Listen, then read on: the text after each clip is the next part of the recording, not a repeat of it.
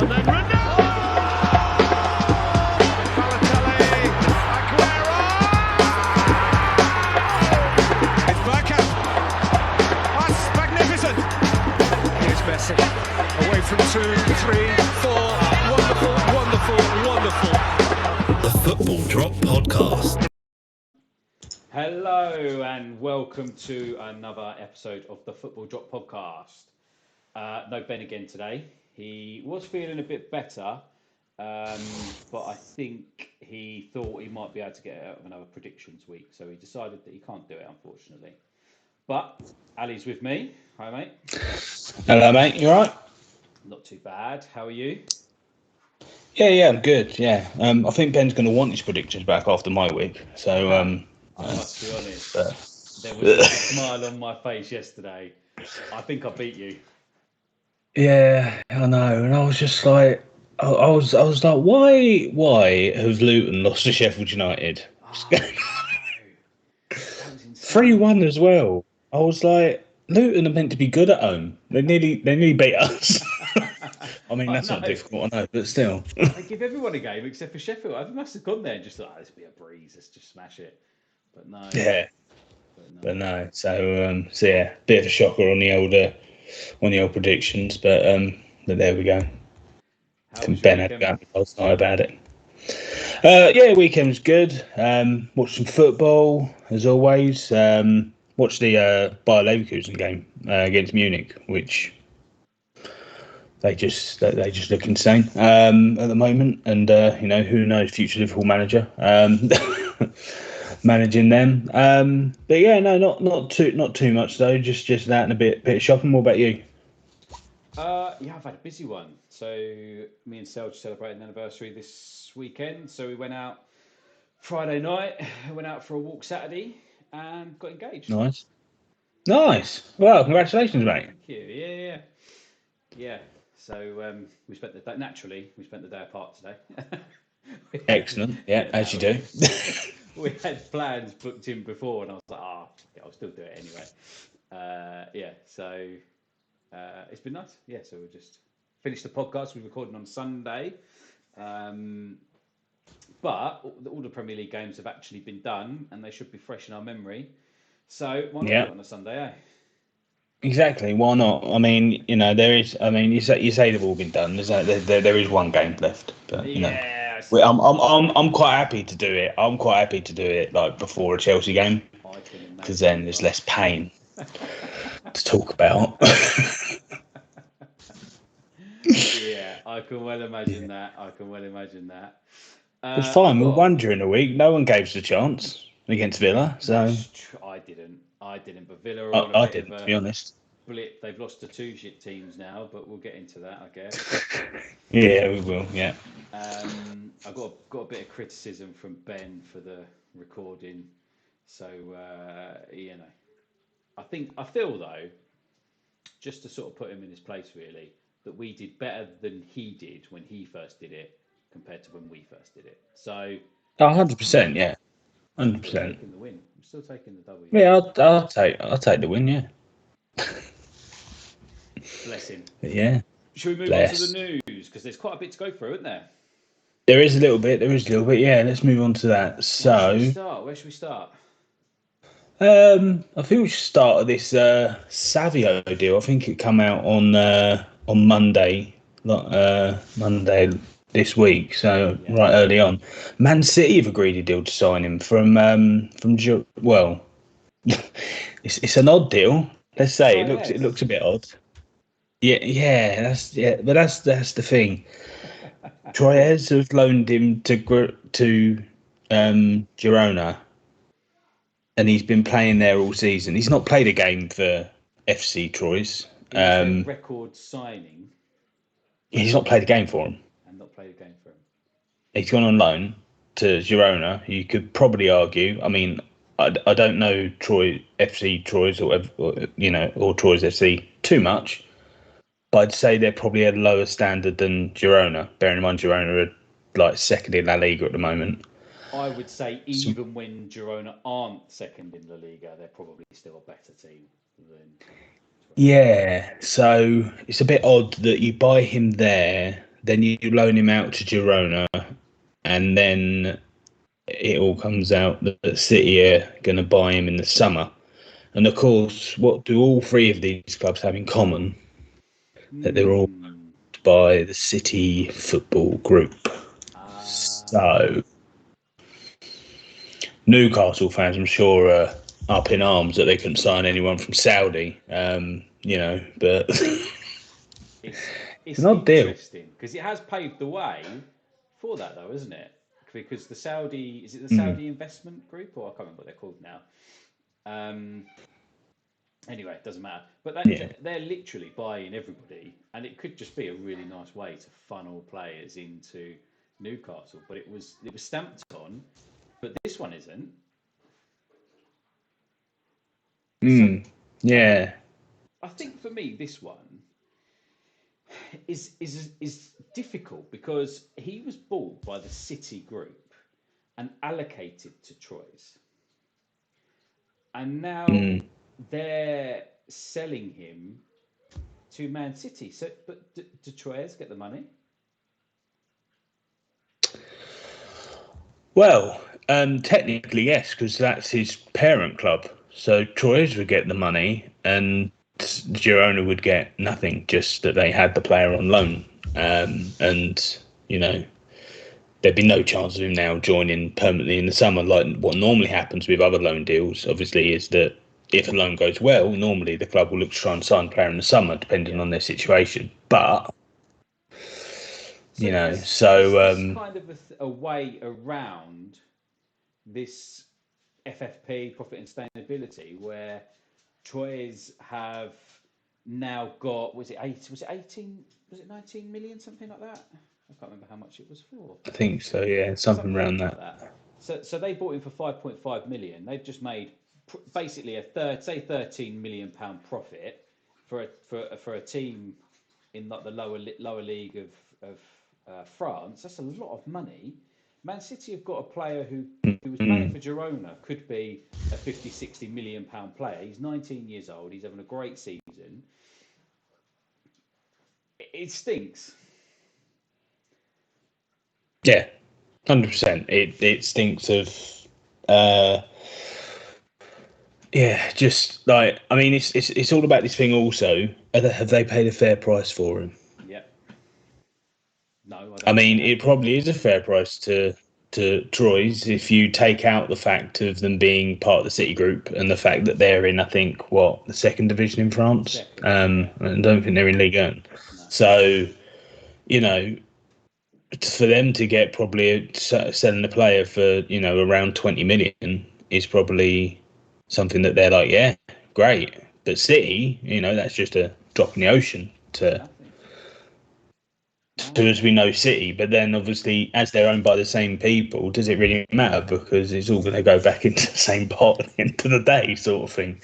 No, but it matters for the books and for the finances. That's where it really matters. Because if they'd have allocated him to Girona, they would have known that when City would have come in and wanted him, they'd have to pay more money.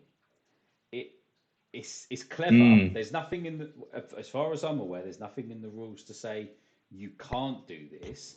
And it could be a similar case to, you remember when Chelsea was signing players on like 25-year mortgages? And that was stamped out. So it could be something quite similar to that, where they say, no, we can't. You can't do this anymore. Yeah. Yeah. I mean, it looks wrong just because of obviously how the ownership is. Obviously, I don't know if they're majority, or I don't know how much of Troyes they own. I don't know if it's full ownership or whether it's a majority or whatever. But still, it's just a really odd deal that you. Like, it would be like us, like, I don't know, signing someone at Strasbourg for, 5 million. And then having them either play in Strasbourg or sending them on loan to even a Premier League side, maybe, or even someone else in Spain. Because the fact that Girona are involved doesn't really mean anything, to be honest, because technically they're just a loan club, even though they are also owned by the City Football Group.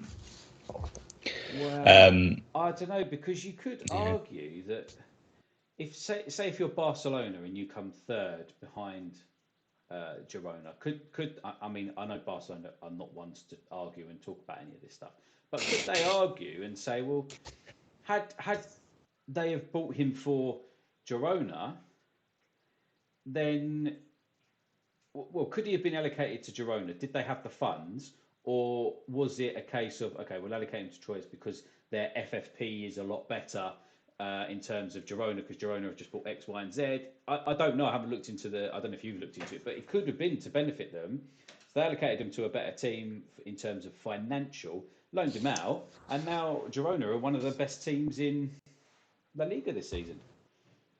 Yeah, I mean, it could be that. It could be the case that, Girona, they couldn't afford to buy him with Girona, so that and they didn't want to sign him at City because obviously they wanted to sign other players at City, or they couldn't sign him at City, and they've gone and used Troyes because, I don't know, maybe, as you say, maybe their FFP or however it works in the second division in France, maybe that's a bit better, and they're able to do that more easily. But yeah, I don't know. It does stink of just ownership bingo. It's all whatever, player bingo with the different ownerships and stuff. Exactly. But I am sure that Man City fans are probably going, this is a bit of a hate thing on us. We can't do anything right. We're utilising the rules in a very similar way that other clubs will do, highlighting Chelsea just for that one thing that they were doing that was stamped out. Chelsea didn't do anything wrong, fairly legal. This again, are they doing anything wrong? No, fairly legal. Does it just need the rules tightening up? But I don't want it to come across as a bit of a hate campaign in terms of Manchester City being, in breach of 124 counts, charges, whatever they are. And now this, it just strikes me as dodgy.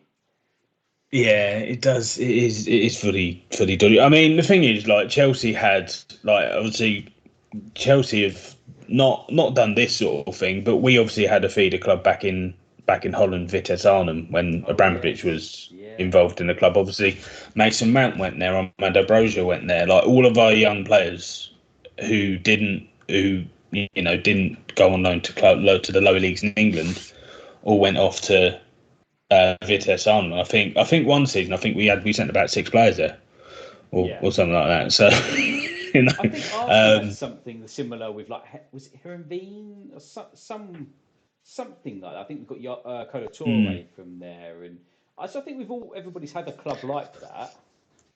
Yeah, I think you have partnerships with clubs where you're you will, one thing, you trust a club that they'll actually play your player on, who's on loan there, because obviously there's this whole thing of if you send a player out on loan, they need to play. Otherwise, what's the point of sending them out on loan? You could just keep them at the club. Because we've had that with one of our players who went to Forest, and we cancelled it in January, and he's now gone on loan to Strasbourg. Funny enough, now we're talking about this. But yeah, I think we've got 3 players out there at the moment. But we've bought them. It's fine. They're on our books. We're the parent club. This is slightly different, though, isn't it? Because that's all. It's slightly different because there's 3 clubs involved, all under the same ownership. Yeah, but so you would Chelsea have bought these players and loaned them out. So using that as an example, to Strasbourg. So Chelsea own them and have loaned them out.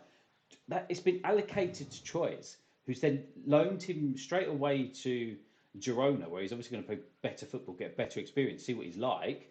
And now they've gone, right, let's get him into City. That's where I think, for me, is the problem. That's where it becomes dodgy for me, because I understand you can utilise a feeder club, and send them out on loan, but that's what it seems to have crossed the line for me a little bit. Yeah.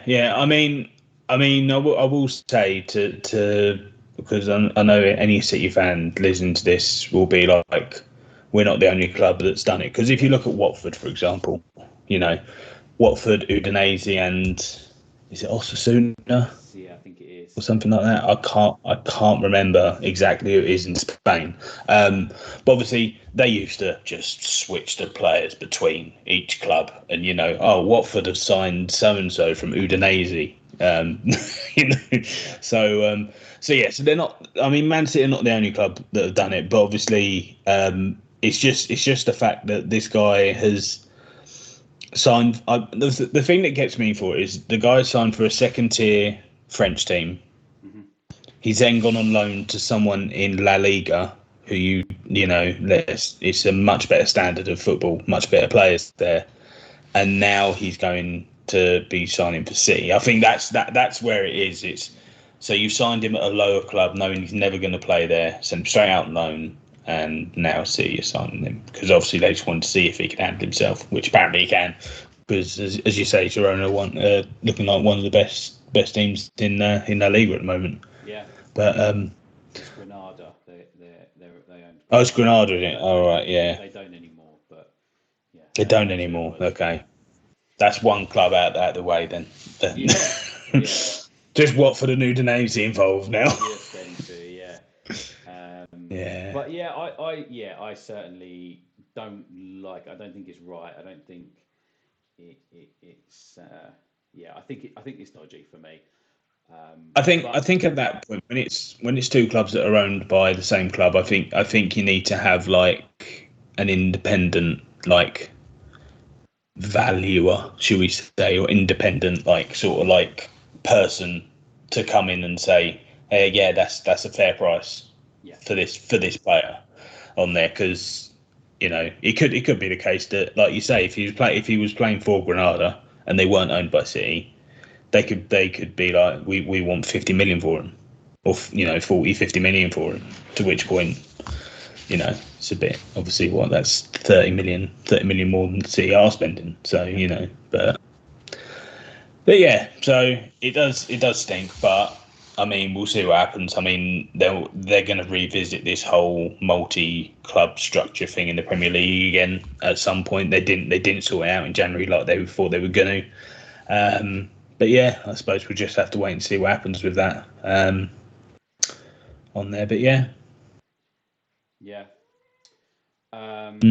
So I was going to talk about the Leverkusen Munich game. So Bayer Leverkusen are still unbeaten. They're now 5 points clear at the top of the Bundesliga after a 3-0 win against Bayern Munich. Me and Ben was having great laughs because Arsene Wenger signed Granit Xhaka to then sell him back to Leverkusen to stop Harry Kane from winning a trophy. Yeah. And, how many titles have Bayern won in a row? Is it 12? Is it 13? It's something. It's something ridiculous like that. Yeah, it's like the Scottish League over there. It seems. Not so much anymore, I guess. But yeah. I mean, Bayern are obviously normally the dominant force in Germany, but they're just not anymore. And I mean, the players that they've got, they should be the dominant force. Like, they got Harry Kane up front, I know like Harry Kane scoring loads of goals. Obviously, Harry Kane can't keep the ball out the net. That's the job of the defenders and the goalkeeper. But they've got players like Musiala, they've got Leroy Sané, Joshua Kimmich, Goretzka, and then obviously they got defenders like Kim Min-jae, who was rightly sought after by a lot of clubs. Upamecano, and obviously they've got still. Yeah, I wasn't going to mention Eric Dyer, but Eric Dyer. I mean, and obviously Mathis de Ligt as well. Of course. Who obviously came through, like had his breakthrough at Ajax and went to Juve and is now at Bayern. And obviously they've still got Manuel Neuer in goal, who's still one of the great keepers in the world. But yeah, I say I watched the game or watched most of it, and Bayer Leverkusen just look so slick when they're playing. The way they ping, and it is. And the thing is, they were doing this, and it's all like their striker, Guarassi, he's out injured at the moment, and they're still just scoring goals. They got. I mean, the way I was actually thinking about it last night, they've got Nathan Teller playing for them, who was at Southampton. Yeah. Who got relegated. Yeah. And he looks like he looks like a player in that team. I mean, maybe it is just like the collective of like the team or something like that, or maybe it is the manager. I mean, remains to be seen. Obviously, I'm sure we'll find out in the next couple of seasons. But yeah, they just look so good. It's a mixture of all of it, isn't it? Because they've got Granit Xhaka, as I said, who was doing well at Arsenal, turned it around at Arsenal. Was having some of his best seasons, but still an aging midfielder.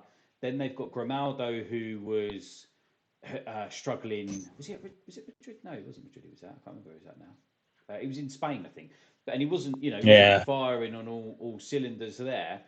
So they've almost got like this group of people, like say Teller, Wirtz, and it's almost like, who are these people? Where have they come from, and why are they playing so well? But it must be the system they're playing, the confidence that they've got. It sounds like to me, like if you look at the players that they got and some of the players they brought in, it looks like they've just gone, who do we think are the most underrated players at the moment? Yeah. And then we'll go and get them, and then they've basically got a team full of them. So but they just look really good, and I'll say this every time to any Chelsea fan. I'm sure I said it to Ben. When Tuchel was sacked from Chelsea, I was happy he was sacked because I don't think he's that good. No, he's a funny one, isn't he? He needs everything to be working like everywhere for him to be able to do well. Like, because you see, when we were under Abramovich, everything was going well. Obviously, we won the Champions League again. Won the Club World Cup, won Super Cup and whatever else. But as soon as it starts going a bit wrong, everywhere, it starts to affect him and also the team as well, because it's not all happy at Bayern. And I think the only reason that he's not been sacked is because one thing, they're still in the Champions League, and they've still got a good chance of winning that. But also, I think I heard someone saying on the radio the other day that Bayern don't actually want to make a change because they don't want too much instability. So they don't want to do it mid-season anyway, and they don't want too much instability to affect everything, sort of thing. So, it does make sense. But yeah, I mean, we've spoken about it on this podcast. With last year, with the bottom three not changing their managers and they got relegated, with the other ones kind of stuck with their managers and they were all right. I wonder if Bayern are thinking along that route of like, stick to what you know, keep the stability, and we might get there. The task is looking even more difficult now. If Leverkusen have a real sort of funny 5 minutes and have a real downturn, they could still win it, but it's looking unlikely. Yeah. You think about it as well, they haven't got. I don't think they've got to play. They've not got to play Bayern again. No, Leverkusen. In terms of, I think they've got Dortmund, and that is pretty much it in terms of like those top clubs in the Bundesliga. It's not. Yeah, it's not anything, not anyone that they would be fearing, anything to happen. But I think it was Müller came out and said that we can't blame the manager. We have to look at ourselves. So it seems, and I think Müller is obviously the probably one of those people in the dressing room who's highly thought of and leads that sort of group of people, that he would be speaking for those, and actually they're not blaming the manager, they're kind of taking responsibility themselves. So it seems he's still got his players. Yeah, it seems he does. I mean, as I say, the reason why I say at Chelsea that that I was happy he went is because we just stopped playing well and everything else, and he continued to play Kai Havertz up front, which I think we both know from watching Kai Havertz for our clubs that doesn't work. So no, don't say it. Don't say it. It doesn't work. But yeah. So yeah. Okay, so moving on. Bayern Leverkusen. Saw Neil Warnock has become become the Aberdeen manager, he seems like he's just taking it as a bit of a laugh. He's like, yeah, I'm here. Let's have a bit of fun. I reckon we could. I think he said, I think we can win the Europa League or whatever it was he's in. And it's like, yeah, we'll just go on this and do this. It's great. And then he was seen. I think they lost to Rangers, didn't they, in his first game, sort of 2 or 3-1, and he was. It just looked like he was having a really nice time. It's like he's gone on holiday. Yeah. I mean, I saw his press conference, and I think he said when he said to his wife, "Oh, going to manage Aberdeen," she went, "Aberdeen, Scotland." I can imagine And it's if just I like, came home yeah. and said that to Sal, she'll be like, "Well, yeah, fuck, you're on your fucking own, mate." Yeah, exactly. That's what Lord Howe said to me. She'd be like, right, see you later. You can go there. You can go there on your own. I'm not going up there. But yeah, I mean, yeah, Neil Warnock's just one of those managers, isn't he? He's just like he's the ultimate like firefighter manager, isn't he? You know, and the club's in trouble when they're because Aberdeen are like I think they're like down in 8th in the Scottish Premier League at the moment, and yeah, they're struggling, and yeah, but I mean, good luck to him. I hope Obviously, he he's does done it all over. right. He's done it in England, you know, for how many years and everything. So, but he seems like just one of those managers now that not only a firefighter, but he's like, I don't need a contract for like 2-3 years or anything like that. You just call me when it gets bad, and I'll help you out, sort of thing. You know, it was a bit like Sam Allardyce. Give me that 6 million over 5 games, and Yeah, exactly. yeah. Yeah, but he's not gone quite as far as Jesse Lingard though. No, Jesse Lingard. I mean, wow. FC Seoul, Seoul, Seoul. So I think, yeah, so I think it is. But yeah, I didn't see that coming. I'd got to say, yeah, it's He's looking for a new challenge. He likes the look of the K League. Lots of money on offer, do you reckon? I don't know how much money there is to offer at in the K League, if I'm honest. Because otherwise we'd have a lot more of them going over there. I mean, I know a lot of them went over to China when the Chinese Super League started up and everything. But yeah, I think for him, I think it's a case of just get out of England because I think everywhere that he was sort of like looking for. I know he was training with West Ham, but I think I heard Kevin Nolan say that like not only the coaches could tell, but like Jesse himself could tell. He was like, yeah, no, I'm way off it. I'm way off a Premier League club at the moment. So but yeah, I didn't picture him going to Seoul though. I know he was training with Al Ettifaq as well, but obviously that never happened either. So I don't know. Was he not fit enough for the Saudi league either? I mean, that's a problem. But Well, he said he said he didn't want to go there. He's not fit. I mean, their season doesn't start till next month. Sorry, but he's not fit to start a game. He's not fit for them yet. He's not fit for K League. I don't think it'll take him long to get to where he needs to be, and I'm sure he's already started training. But yeah, he's not ready for that. Yeah, it's insane. yeah, I mean, obviously he had what was it? Obviously he had that season with Nottingham Forest, and it's just not. It's just nothing's really come of it. Obviously, I think he had a 2-year contract, ended up mutually cancelling his contracts and everything.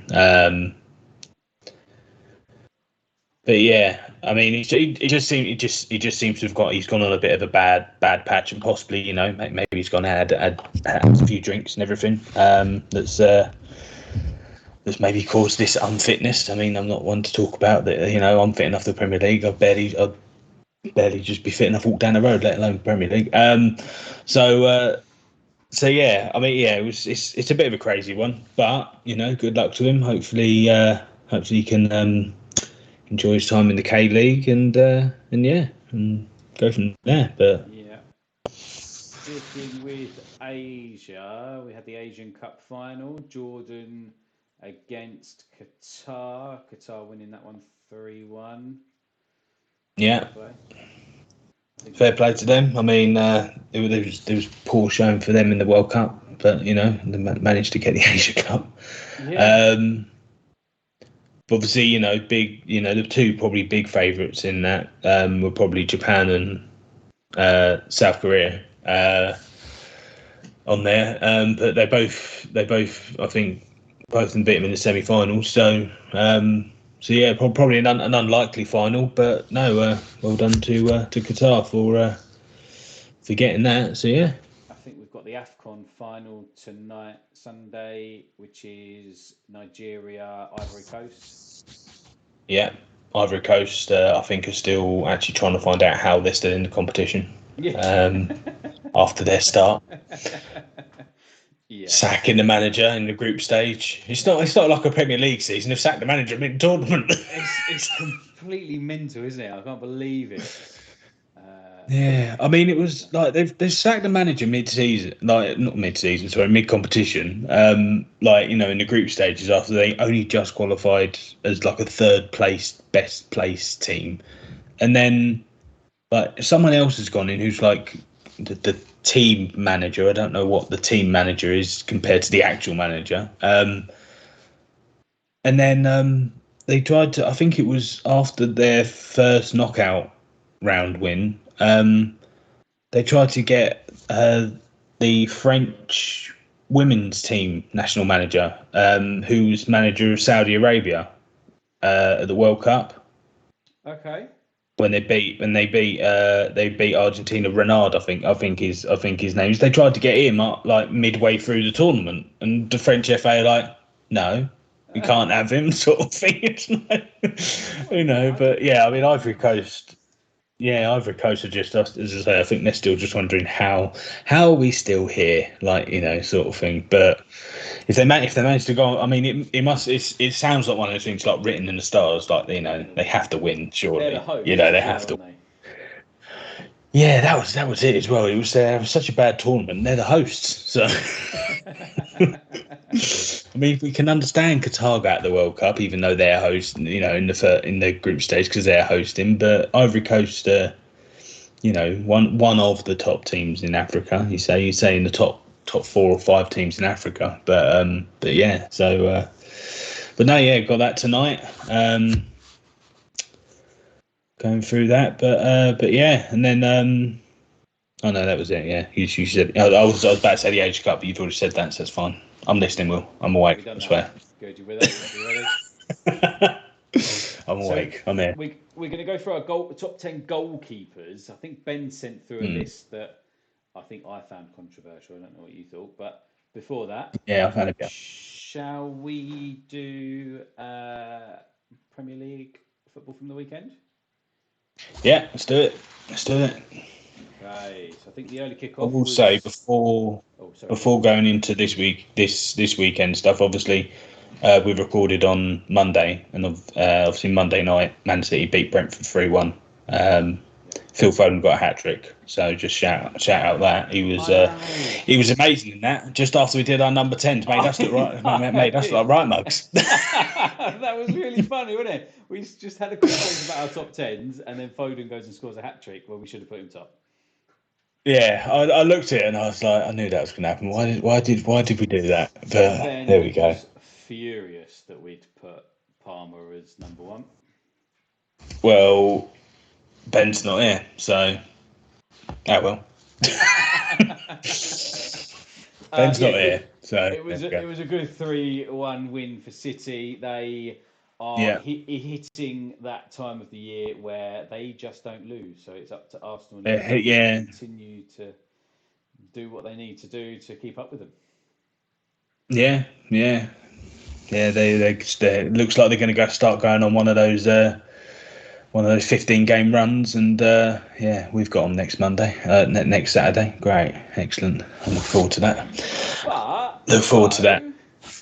Let's put a big but in there. Everton held their own against them for a good period of the game on the weekend. It was only through a Haaland banger and then a through ball from De Bruyne and Haaland's strength and another great goal. It's those two, isn't it? Yeah. I think I saw from the first half. Apparently, there was no Man City shot on target in the first half, which obviously, bearing on Man City at home, is quite shocking in there. But yeah, Everton managed to hold them until that sort of like, was it 75th minute? I think it was when Haaland scored. But yeah, that goal. I mean, I see some people saying maybe John Pickford should have done a bit better. And like, the ball's going at 300 miles an hour. I don't think Pickford would have kept his hand if he'd have tried any more. So, but excellent. But yeah, very good goal. He's back. He's back, but I think Everton. It was literally 2 lapses of concentration for them, and that's what cost them the game. That's you have to be 100% against Man City, and have to be. Yeah. Hopefully, that's what Chelsea bring next week, where I will be fully behind them. Go on, you Blues. Fully behind. Let's go. Come on, Chelsea. Enough about them. They had your arch rivals. I think it's the second game, Fulham-Bournemouth. Yeah, Fulham-Bournemouth. 3-1 win for Fulham there. It's a bit surprised. I thought Bournemouth would have given a bit more of a game, but Fulham seem to be turning Cramer Cottage into a bit of a tricky place to go these days. They had a bit of a dip at the start of the season, but Munier's got 2 goals. Now obviously Jimenez is out for a bit. He's getting a bit of a run, and also they got Broja on loan.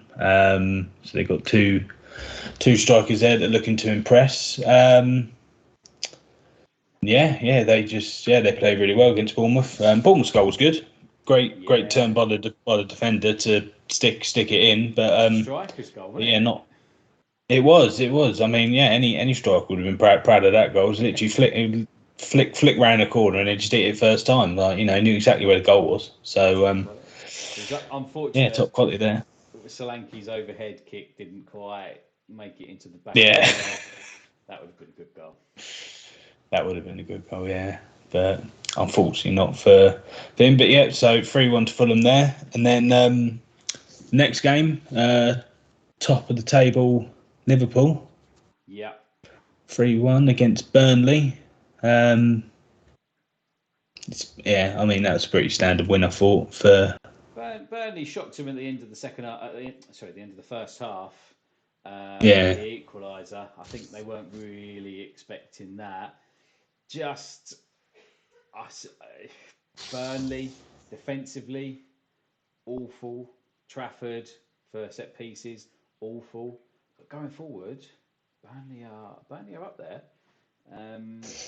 I don't know if they need to just stop playing out from the back. It's odd having a defensive manager have his team so poor defensively. That feels a bit alien. Yeah. I mean, Burnley have got some good players going forward. Like I will say, obviously, I said last week that they got Datra Fofana from us on loan, and like he scored 2 goals in his second game the other week. He had a few good chances the weekend, didn't manage to put them away, but yeah, I mean, the playing out from the back thing, obviously, it's this thing of managers are like, this is the way I play, this is how I'm going to play, but then obviously if it's not working, do you then change it, or do you keep on going with what's not working in inverted commas? But I think Vincent Kompany's been very much on the case that he will continue doing what he's doing. Unfortunately, I do think that means Burnley will get relegated for them, or unfortunately for them anyway. But I mean, standard Liverpool win. I mean, they shocked him a bit at the end of the first half, but I think Liverpool are always gonna win that, to be quite honest. Yeah. Nunez finally got a goal without hitting the post, so good for him. Up. That left Burnley on 19 points, and then, as we said earlier, the next game, Sheffield United beat Luton away from home, which took them to not 19 points, 13 points, and then Sheffield United are now on 13 points, so they're level on points, and they've beaten Derby County. They've beaten Derby County's record. Well done, Sheffield United. I knew you could do it. Just keep Robbie Savage down the bottom there in the worst team in the Premier League history. Yeah, I think I was shocked at this because Luton at home are normally a really, really good side. Obviously, like they drew with Liverpool, obviously took you guys all the way as well at home, and yeah, I don't know what happened. It was just a really weird performance for them on there. Obviously, they got. I think there was two penalties in that game. I think they were both correct on there, but yeah, shock. Bit say shock result, and yeah, it does put Burnley close to being, the worst team this season in the Premier League. But I mean, remains to be seen. I think Burnley still got more than Sheffield United, but if Sheffield United finally work out how to be a bit more effective under Chris Wilder, then maybe they might. I'm not saying they're going to stay up. I don't think there's any chance of that, but maybe they might not finish bottom. So I think that's all they can really hope for. Is maybe we won't finish bottom, maybe 19th. So yeah. And then the next game, over to the Tottenham Hotspur Stadium. Really annoyed me. A 96 Spurs stole winner. the points there. Yeah, I mean, Brighton played well. From what I heard, Brighton did play really well on there. But as you say, that 96th minute, and obviously with the amount of added time we're getting, we're going to keep seeing late goals going in there. But yeah. Just going back to the Sheffield United Luton game, what did you think of the handball controversy? Yeah. Handball is like just the worst thing in the world, like as in football, because it's the most subjective thing you could ever have. Offsides are not subjective, like obviously fouls are also subjective, but handball is just the worst thing for someone to make a decision and for it to be like, yeah, I think this, and for everyone else to agree. It's just out of it. But yeah, I mean, he's jumped up, he's hit his hand, but you can't jump with your hands by your side. It's physically impossible to do. I think obviously if you're Luton, if it's given.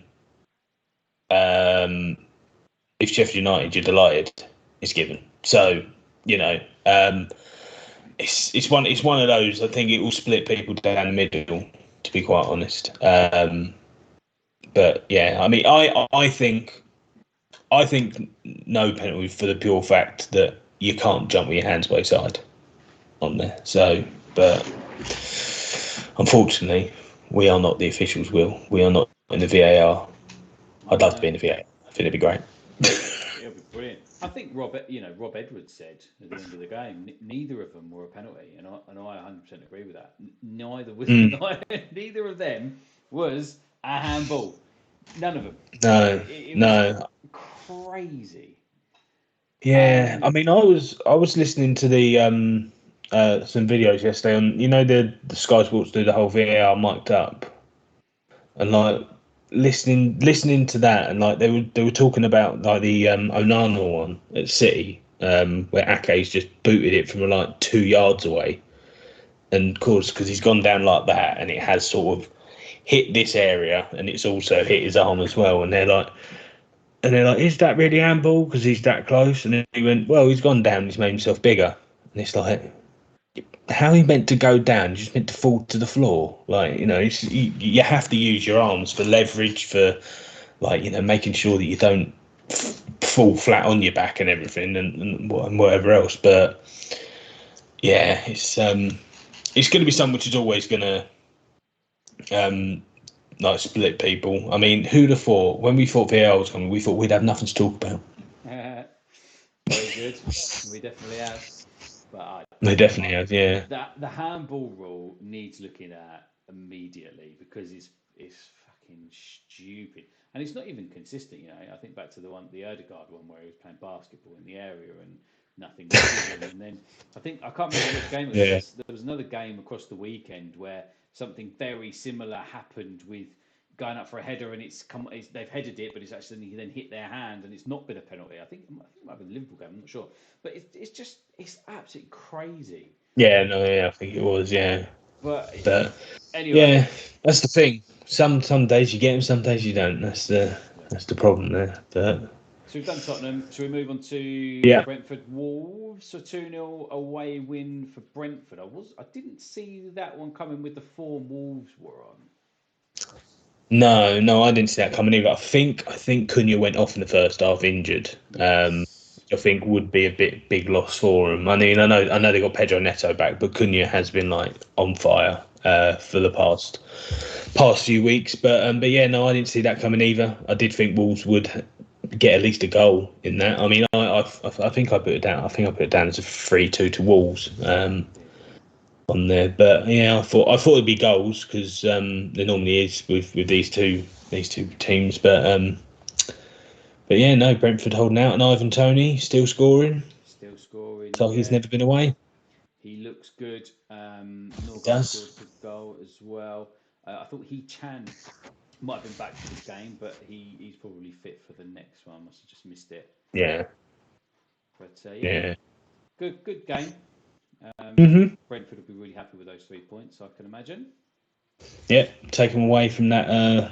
From any talk of relegation or anything like that. So yeah, slowly but surely Brentford season getting better. And I mean, once they get some more players back, because they've got quite a few injuries. Once they get some more players back, I think they'll be fine by the end of the season. I don't think there's any real worries about them or anything. But yeah. And then a 5-goal thriller. Probably should have had a penalty. Forest. I think Awani went down and was brought down by Dubravka, so I think. Yeah, I didn't get how that's not a penalty. Like, it's this whole thing of like clear and obvious error. Has the referee seen that the keeper's touched him? Yes. Right. Well, if he has seen it, then why is it not a penalty? The ball's not out. The referee didn't see it, so the referee didn't. He didn't see it. So if that's the case, then if he didn't see it, then it needs to. It has to be a penalty. Has to be. Like I didn't get that at all, that decision. And I looked at it and I was like, they're not given that. How are they not given? How are they not given that? It's mental. Yeah. Because considering, right, the ball flicked off of somebody's hands and they brought that back and gave a penalty. Yet our knees taken out unfairly, and that wasn't given. Yeah, no, I didn't. Yeah, it's just I don't know. It's. And then, the Arsenal one today, they were like drawing all these lines to see if it was offside before then they'd actually give the penalty. So Saka's got to wait 5 minutes before he has the penalty, yet they couldn't give this one. Mate, I don't know. Some of the decisions in the games are outrageous. But yeah, Newcastle won again 3-2. It's a good win for them away from home. Bruno Guimaraes, your favourite player. Boy, loved it. Scoring 2 goals. Great goals as well. So happy for him. Fabian Schär again. Tell you what, that man, get him up front. Get him up front. That finish that finish he did against Forest. I say, get him up front. That was a striker's finish. Just whipped it in the bottom corner. Top quality, wasn't it? What do you think about Hudson-Odoi now then? He's good. Yeah, I like Hudson-Odoi. I never really wanted him to leave, and I wanted him to get a run of games. But no, he looks to be doing really well for Nottingham Forest. And what I will say is because I did see a little bit of this game, like in between that and the Bayern game. I didn't realise just how quick Anthony Elanga is, or am I wrong? And is Dan Burns, Sven Botman just really, really slow? Well, I don't think Dan Burns known for his pace, but Elanga is quick. Yeah. Yeah, because there was the ball. I mean, there was one that he scored from where he just managed to get through, run past 2 of them and get onto a through ball. Then there was another one, and I was just looking. I was like, "Holy shit! How quick is he?" So, but yeah, no, he's rapid, and and Langer as well. He's playing really well for Forest. at the moment. So yeah, no, but unfortunately, Forest still in and around that bottom three zone. But luckily for them, Everton lost. So Very true. There'll be something to look behind them. They'll certainly be worried, but I think. yeah, I mean, they've still got that. They've still got those points deductions looking at and everything, and obviously Everton's appeal, I think, was actually heard. It's either this week or next week. So, and that's for their 10 points. So if they manage to get anything off that, then obviously it look even closer between them and Forest. But yeah, yeah. And then moving on, let's talk about this game. West Ham United, right? Brace yourself, West Ham fans, please. You obviously know the score, but good God, this West Ham United 0, Arsenal 6. Come on! What a game! God! What a game! What a performance! Unbelievable! What's going on with West Ham? Like them and we'll talk about Villa in a minute, but them and Villa, since the turn of the year. They're not the same team. They've swapped out the players for their twins. I don't care what anybody says. Like, what's going on? Like, Arsenal were great. Don't get me wrong, but thank you at last. Sorry, but what is going on with West Ham? It's just the defending is like Chelsea last year. It's Chelsea still this year against Wolves, if you want, but you know. It's the might of Arsenal and our set piece play. Honestly, Tell you what, your set piece coach, Jesus. William Saliba, first one. Yeah. What a goal, mate! Honestly, I haven't watched an Arsenal game like this for such a long time. The pen, definitely a pen. Gabriel again.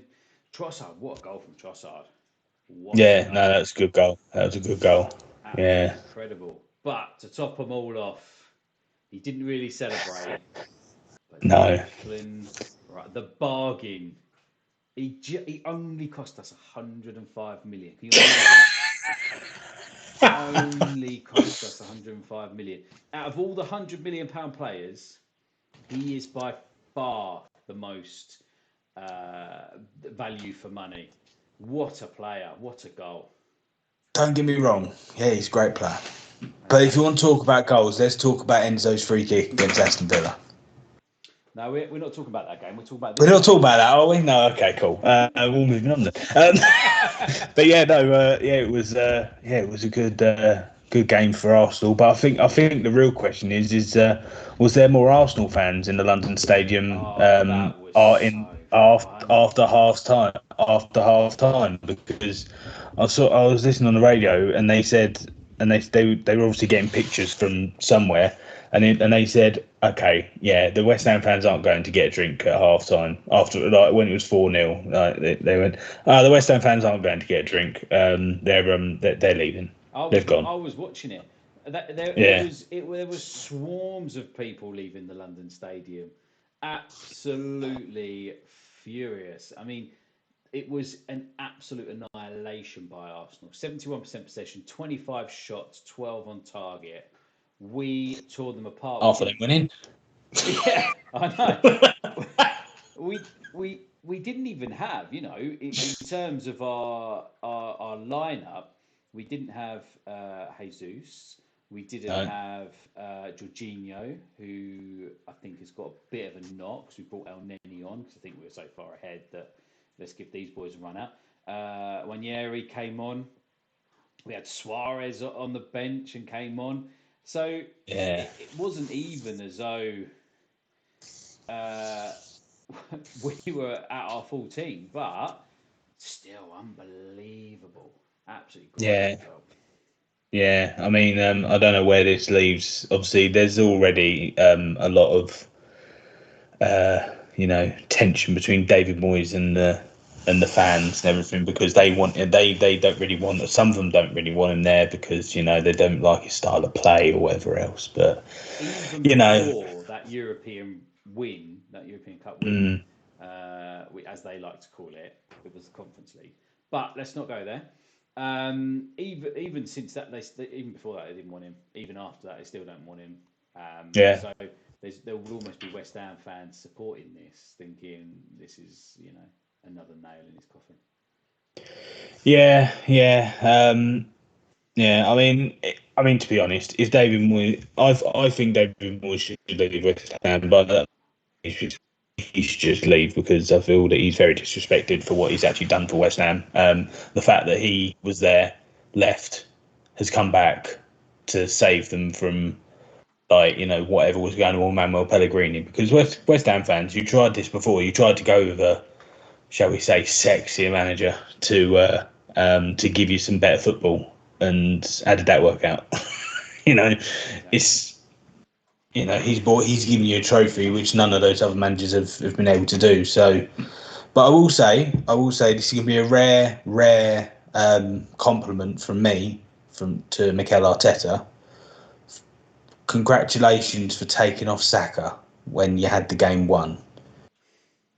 Because there's so many times that Arsenal are like, 3-0 up, 4-0 up, and Saka's still on the pitch. He's getting kicked up in the air, and I'm like, just get him off the pitch. Jesus. But no.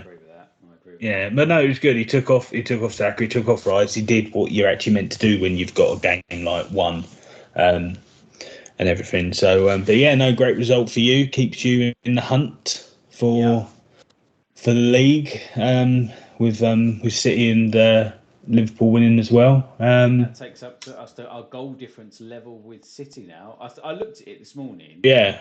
And I thought it would be great if we could beat West Ham 7-0 because we'd go above City.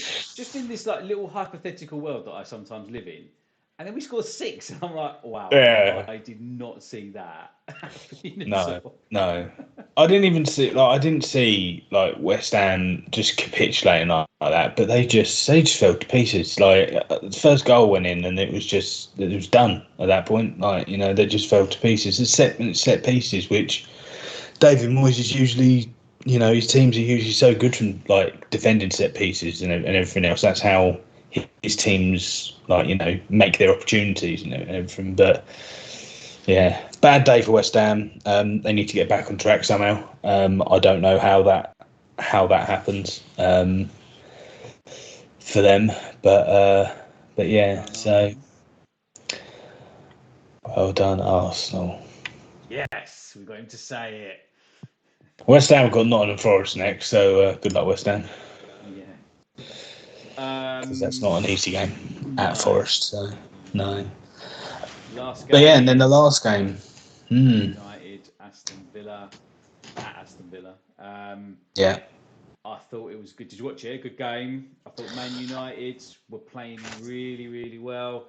And then Aston Villa were playing really, really well. And then the last minute, the dying minutes, they get the win. Man United 2-1.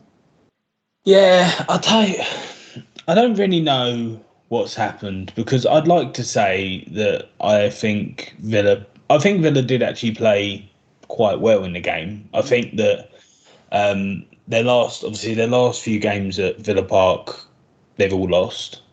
Obviously Newcastle, then us, and then United. That's probably 3 teams that you, bearing in mind the seasons that they're having, there's 3 teams there that you probably wouldn't have expected to win at Aston Villa, bearing in mind how good their record was before that Newcastle game. But yeah, I don't know. I mean, United seem to be playing really well. Obviously, they got Casemiro back, and they played Mainu next to him, which I think is really good for them because I think Mainu's only going to learn more and more from Casemiro. He's just got to make sure that Casemiro doesn't get sent off like he normally does. He likes a free weekend somewhere. But yeah, and Scott McTominay, probably the most disrespected Man United player amongst Man United fans. Yeah. Coming up with a goal again. His record this season, not just for United but also for Scotland as well, is it's. Bearing in mind his record before, I don't think was that good. He wasn't really a goal scoring midfielder. He was very much I think he was like a holder with Fred at one point.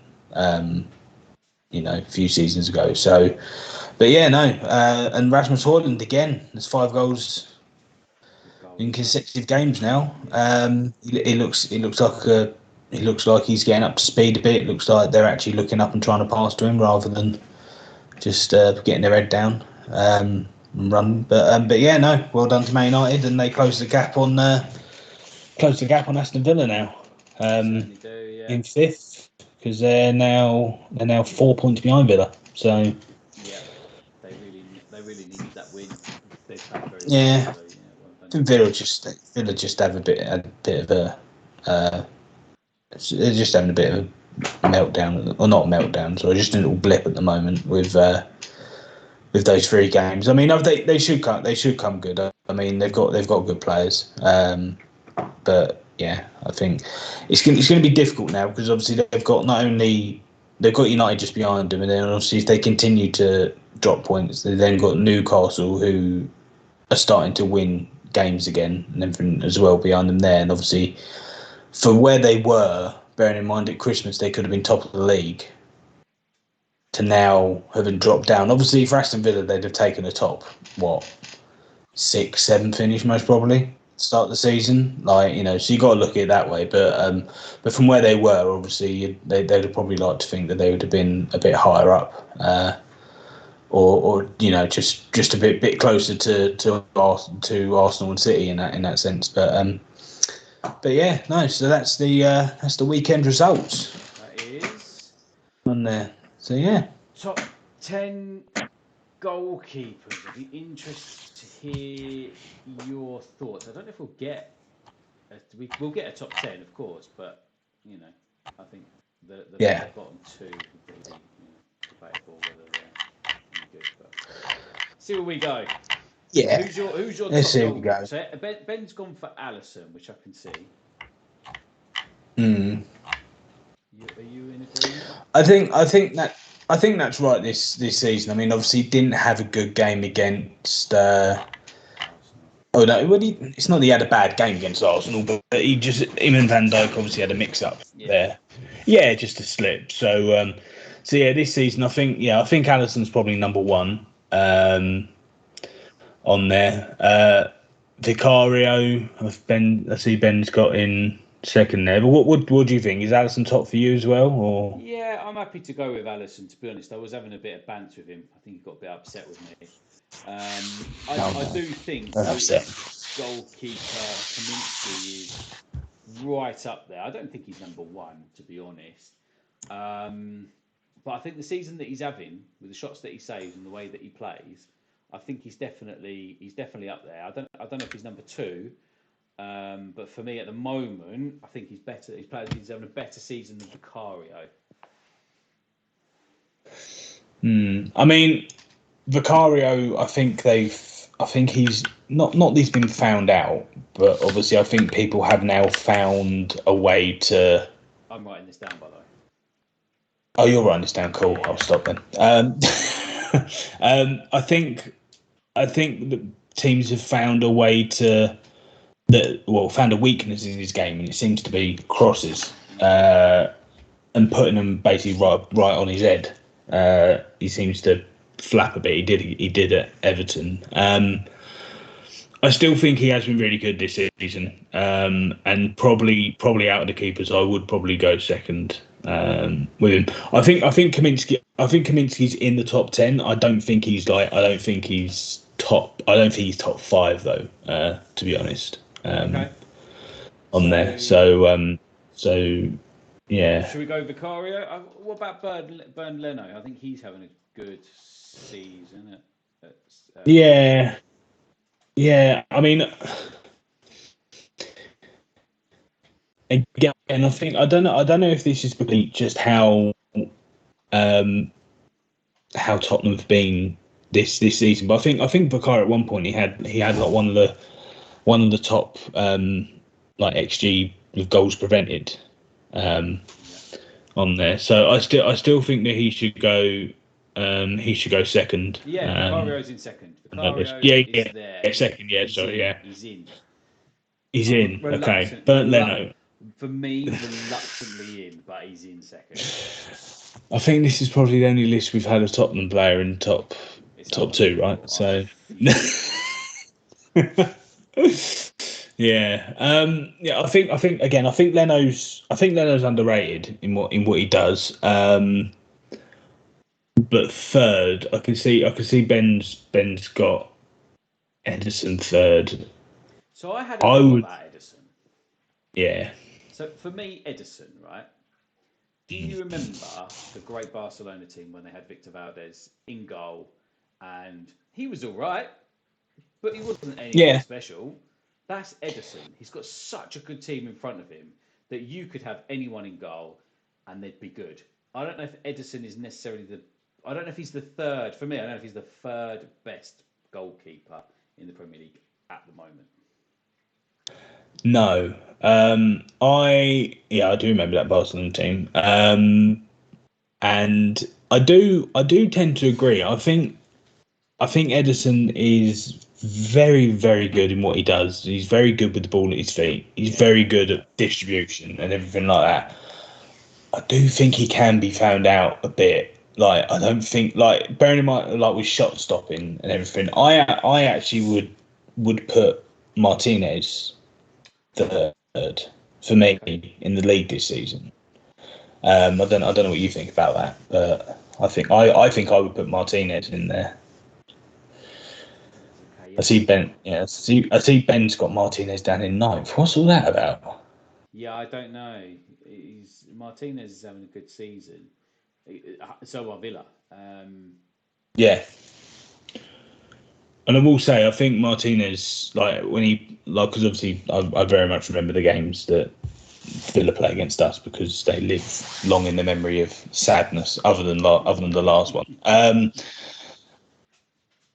That he, especially in that first leg, or the FA Cup, not the replay, but the one at Stamford Bridge, he was very good in that game. Like, coming out, like, he was very quick off his line, and he was probably the reason that he was definitely the reason we did score, because I thought we played well that night. But he did really well. So I would actually go Martinez third.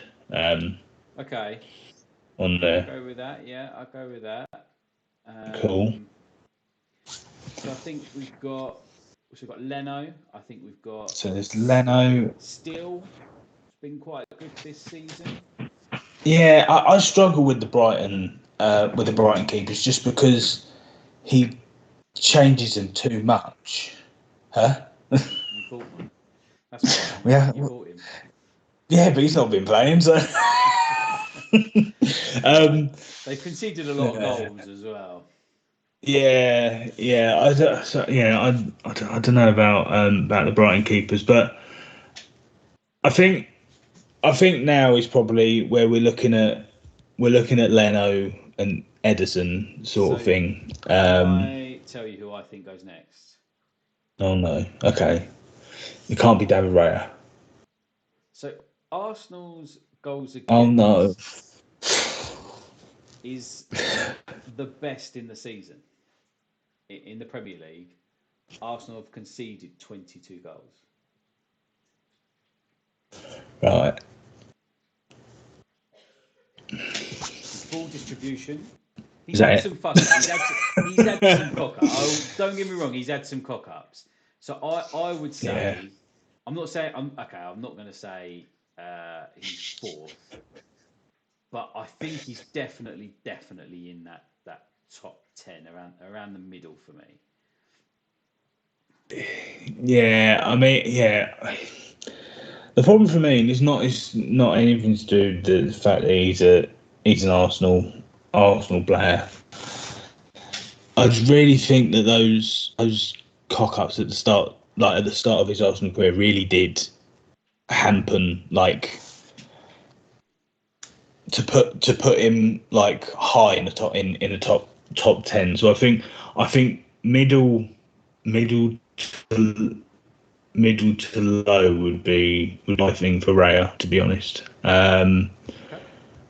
Right. Last person. Yeah, I mean that's how I see it. But yeah. So the last person to put forward for me, I think, is Pickford. Yeah, I like Pickford. Yeah. Who are we going for? Who's you going for? Okay, fourth. I think based on obviously not just a shot stopping, but his distribution as well. I do think Edison should go fourth on there. Yeah.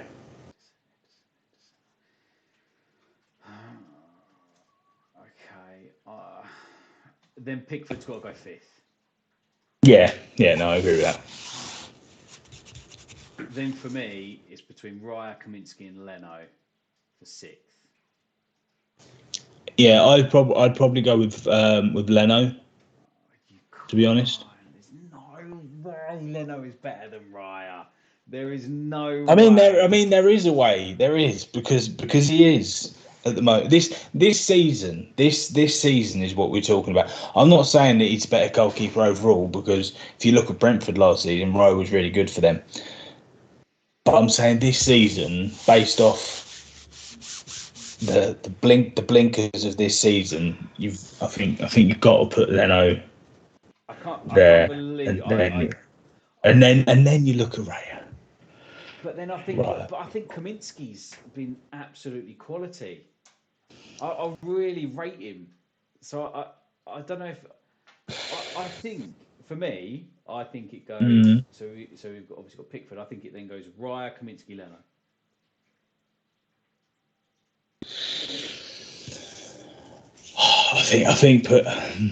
I think putting Burn Leno that low is a bit harsh, but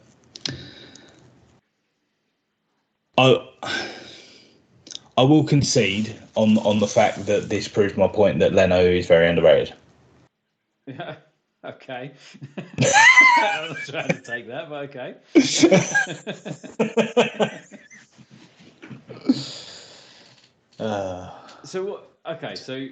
So what do you think? Leno, Raya, Kaminsky? I think Leno, Raya, Kaminsky. Who's Ben got in sixth? He's got Leno, Kaminsky sixth. He's got Kaminsky sixth and Raya seventh. And so is Leno above them? Yeah, Leno's fifth. So we're saying Leno, Kaminsky, Raya? Because that's what you're saying, is it? And that's what Ben's saying. Yeah, that's what I'm saying. Yeah. And Ben's agreeing with you. All right, okay. I'm overruled there. So Ben agrees. Yay. So we've got Thanks, Ben, wherever you are. Alisson, Vicario, Martinez, Edison, Pickford, Leno, Kaminsky, Raya. So we've got two more.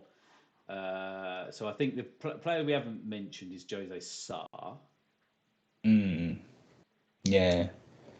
I remember talking to Ben about him, and I thought when he came in, like, he was like really, really good. Like, and I thought, wow, he could be like one of the top keepers in the league when he first joined Wolves. I think he's dipped slightly, like, in the middle of that. But I will say, I think this season he has been very good again. This season, obviously Alvarez? this is. Is it Alvarez? Who's the West Ham keeper? What's his name? Areola. Oh, Areola. Who am I thinking of? Yeah. I don't know. No, I don't know either. Alvarez is the City striker. Alvarez. Anyway, let's go. So Areola. You thinking of Sanchez? You want to put Robert Sanchez in there? That's what I'm hearing. Is that what you want to do? No? Okay. We won't do that. No. But you've got Onana. So let's cross him out. You've got Dubravka. Yeah, cross him out as well. Steele, Sarr, Neto. I think Neto's been good this season. Who's the Brentford?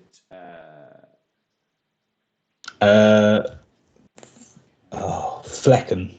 Flecken, yeah, he's done quite. I don't know about him, to be honest, because I remember watching him in pre-season and I thought, I don't know if you're going to be that good.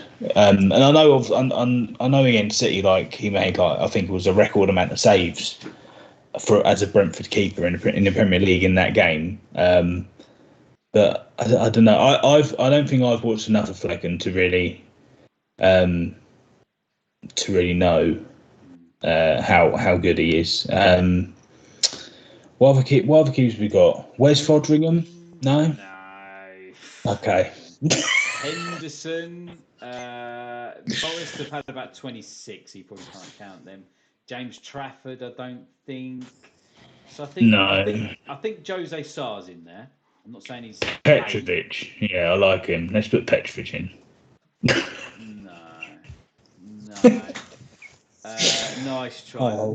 So I think Neto could be there. So you got Areola, Steele, or Neto as the last one. I think based on the fact that these two goalkeepers are very much the starting keepers for their clubs, I would go with probably Neto then Areola, because it's just with Brighton, like it changes him around too much. I don't know how he's done it, because he's done it so under the radar, because obviously everyone hammered Mikel Arteta for bringing in Raya and keeping Ramsdale. But he's got two keepers there that he swaps around all the time, and he's done it under the radar. So he's got like the situation that Arteta wants, but the Zerbi's just on its under the radar. No one's even thought to question him about it or anything like that. So, but I do think Steele's a good keeper on there. But I would probably go with Neto and then Areola. This is not. We're not taking fully into account the fact that Areola just conceded 6, but I think his defence was poor. So we've not got room for him. So we've got Allison, Vicario, right, Martinez, Edison, Pickford, Leno, Kaminsky, Raya, Jose Sarr, Neto. Or are you saying Jose Sarr goes out and Areola goes in? No. Then I would stick with that. I would keep in Jose Sarr, and I think Neto probably makes up the list then on there. So perfect. Yeah. Nice. Okay. That was a lot easier list than the centre attacking mids and number 10s trying to work out who's a cam and who's an 8, who's a 6. No one really knows. Because as Ben said, it's fine because he doesn't wear number 8 or doesn't wear number 6. No, that's a good one. God. So I think we're going to post all these up now on our socials, so keep an eye out for them. But thank you very much. Hopefully Ben will be back with us next week. Next week. Are you back next week? Yeah, I'm good. I'm game. If you know, I think I'm pretty sure he'll be back. But obviously, I know he's still in pain from his op and everything. But we'll see what happens. I'll definitely be here. So just let me know, and we'll sort it out. But hopefully we should have Ben back. We should have all three of us, and he can shout at us for having a pop at him on the box because he did. So. But there we go. All right, mate. Nice one. Well, have a good week. Thanks for joining in. You too. And we'll see you soon. Cool. In a bit. Bye.